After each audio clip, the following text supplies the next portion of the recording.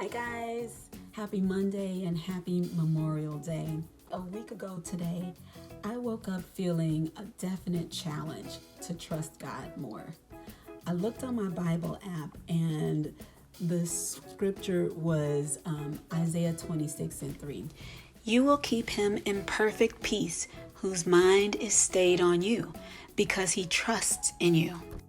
I had known this scripture most of my life. I grew up hearing songs that included this scripture.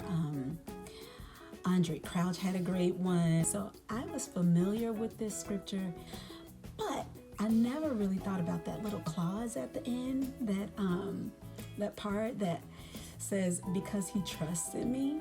And it hit me kind of like right in my chest as I was reading that scripture.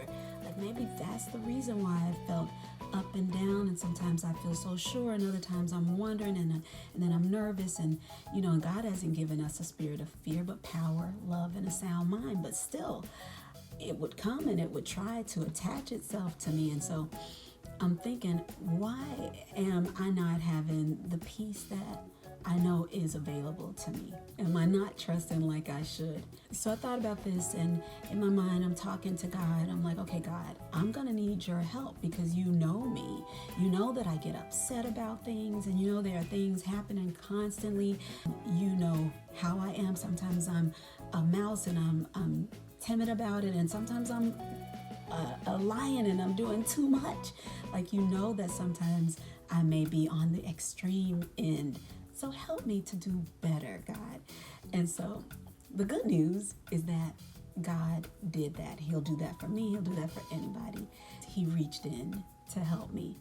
So the first thing that happened was I listened to my pastor that day, whose message included Isaiah 6:3. This passage was helping me to remember who it is that's asking me to trust him.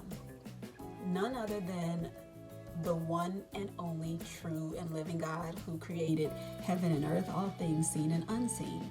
The God who sits enthroned with angels who are surrounding him, mighty and majestic angels who are so in awe and so full of reverence for him that they're covered constantly because of his holiness, because he's holy, because he's almighty, because he's eternal and the creator. And they're standing there covered in his presence, shouting, holy, holy, holy is the Lord of hosts. The whole earth is full of his glory. So they have much reverence and awe for God. In fact, all spirits know the might of God, except for some of us. But that doesn't change the fact that the whole earth is full of his glory. You, me, the depths of the sea, and the things that are yet to be discovered, everything. And that was my reason to trust him. No one is more powerful. By the end of that night, I could look back and see that I had been challenged or chastised to trust more. I was retaught the majesty of God just so that I could trust him more. So this final reach in was there to comfort me, to reassure me, and let me know that whenever God is challenging me or chastising me, it's always ultimately because he loves me. He's like, stop tripping, I got you. And you need to know it all the time. So all of Psalm 126 is pertinent, but this part hits in a special way. Because there have been tears, and they're bound to be more.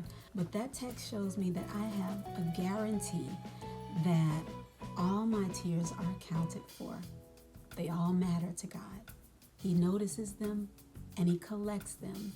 And just like seed, they will produce a harvest. There won't always be tears. And good will come from those tears. And I will reap with songs of joy. Everybody be blessed. Bye.